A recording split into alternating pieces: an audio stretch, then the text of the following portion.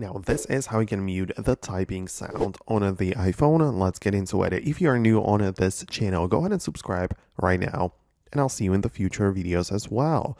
But the point is that you can go ahead and quickly turn your phone into a silent mode, either using the mute switch on the side or the software button, however you want to do this. But when your phone is in the silent mode, you will not be able to hear the clicks anymore.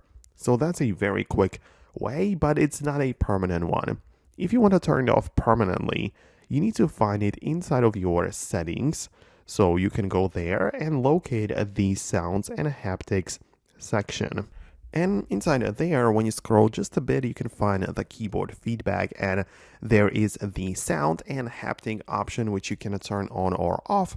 It depends, of course, on your preference, but you can turn off the sound and it will be like a permanent switch, right? So no matter what you do then, no matter where you type or what's going on, the sound will not be heard. So that's how you do this. Outside of that, I quickly mentioned to my viewers that I personally use the Google keyboard sometimes, and the point is that you don't have to stick with the Apple one if you don't find it completely useful or satisfactory for you. So you can explore some third-party keyboard apps on the App Store as well, and those might have even better settings for your specific needs.